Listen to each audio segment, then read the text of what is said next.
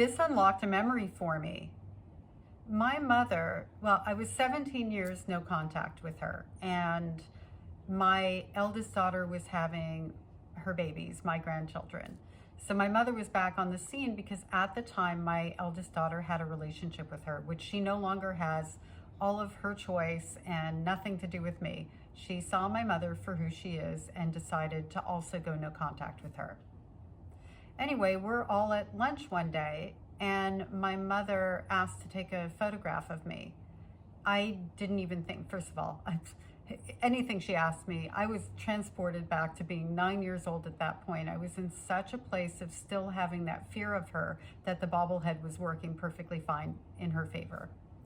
So she took a picture of me and I asked her what she wanted the picture for. I mean, we didn't have a relationship outside of my daughter, and I didn't know if we were going to have one. It was just a very out of place thing to do.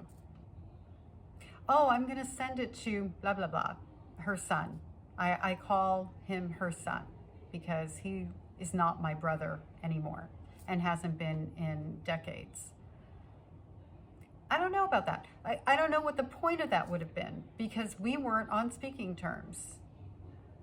I kind of feel like she probably used it to go, look, I saw my daughter and blah, blah, blah, you know, and then when nothing happened out of that, ended up trashing me like she always does and not telling the truth about the fact that I actually left her a message, a voicemail. This is back when there were, you know, answering machines, asking her to get together, that we never had to talk about the past, which just makes me so sad for younger me, that I would have settled to have a relationship with a woman who tried to unalive me when I was a little girl, who tried to emotionally destroy me, and not ask her to at least go to therapy and be accountable. I was willing to settle for a surface relationship where we could just go and have lunch and do mother-daughter things, because I didn't know that she couldn't be a mother in order to do those things. I still didn't understand that at the time.